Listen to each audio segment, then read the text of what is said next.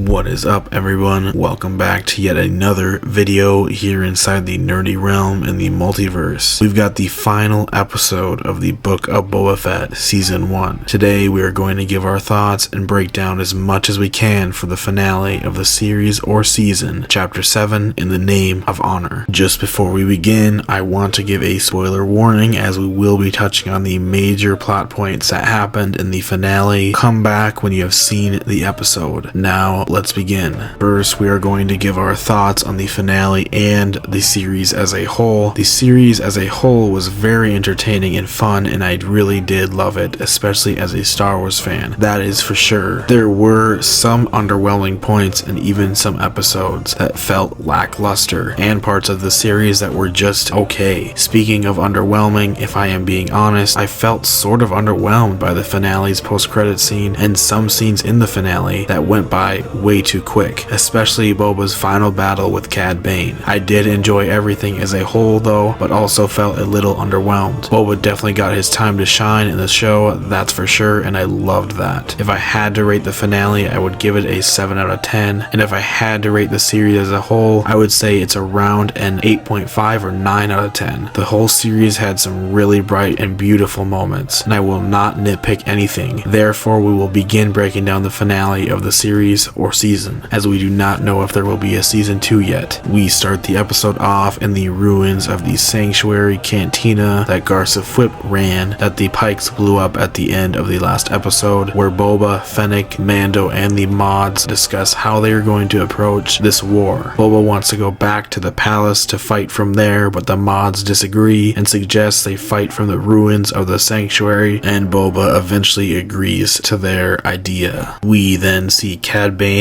walking through the streets of Mos Espa as he heads to discuss the war with the head of the Pikes and the mayor. The mayor doesn't want the city destroyed, and they decide that they need to get Boba out of the Sanctuary, and Cad Bane suggests that he thinks he has a way to draw him out. During this meeting, it is also revealed that the Pikes were the ones who actually took out the Tusken tribe that took in Boba. I had a big feeling that this would be the case. We then see an X-Wing flying towards Tatooine and landing in Pele's shipyard, the X-Wing housing R2 and Grogu. This obviously is Luke's X-Wing, and it is shown that Grogu made his decision and chose the armor that the Mandalorian gifted him instead of Yoda's old lightsaber. Fennec Shand explains that they have all of their areas covered as the mods are scouting the Aqua Leash territory, the Gamorrean guards are scouting the Klatooinians territory, and Chrysanthemum, ironically, is scouting the Trandoshan territory. Cad Bane goes to the Sanctuary and taunts Boba after luring him out, telling him that the Pikes were the ones that killed his Tusken family and blamed it all on the biker gang. Boba gets emotional and obviously very angry as he is about to start the fight right there and then. Fennec tells him to stand down and wait for his moment. Cad Bane calls Boba out and tells him that he's gone soft in his old age, and Boba tells him that we all do.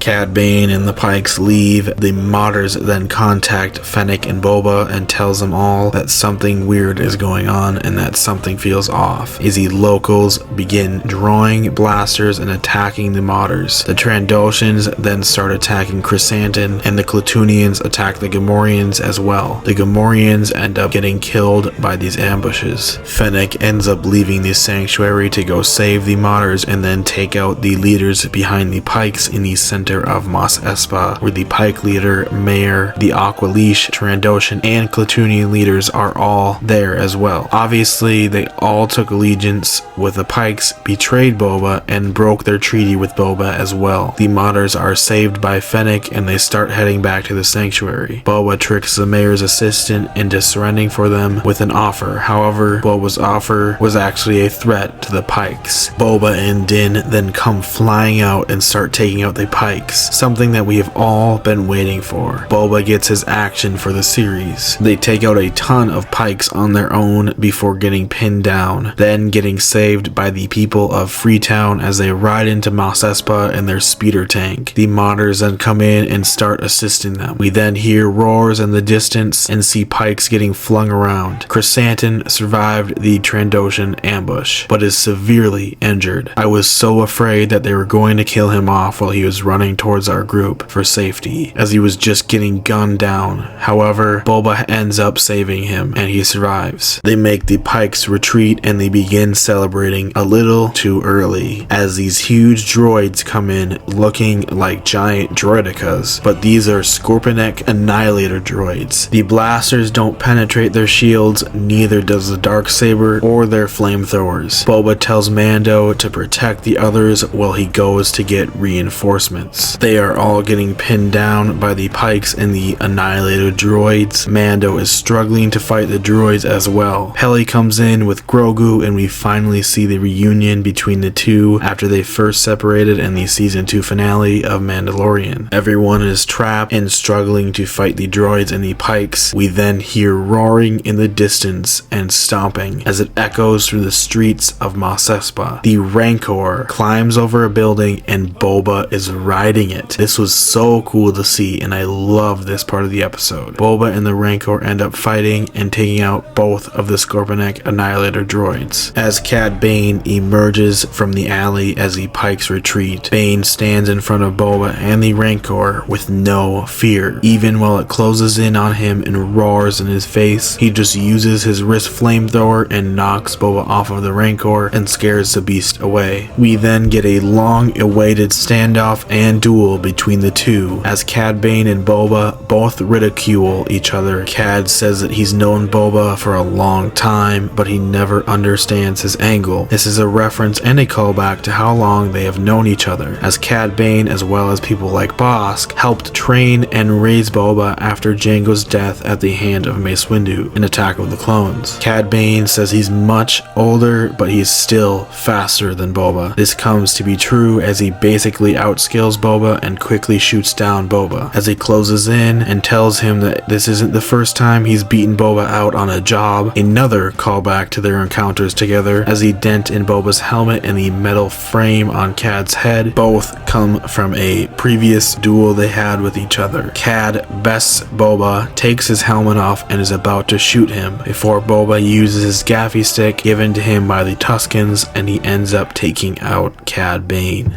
Now, seeing Cad Bane getting killed off was pretty sad to see. I do feel like the fight was a little short, at least between the two. However, I do not think Bane is dead, or at least I hope he is not dead. As Boba walks away and the camera pans back over his body, we can hear beeping coming from his body. I wonder what this could mean. Maybe it's a possible life support system, or maybe even a homing beacon to someone to come save him, or to let them know that his mission failed. I guess we will have to wait and see what it means, if it does mean anything at all. We then go back to the Pike headquarters and we see the Pike leader, the mayor, and the 3 leaders of the 3 territories that betrayed Boba together, as everyone is quickly taken out one by one, including the mayor and all of the leaders. Then from behind, the Pike leader is taken out by Fennec. Just shows how quick and skilled she is. We go back to the streets of Mos Espa as Boba and Fennec walk down the streets as the citizens bow to Boba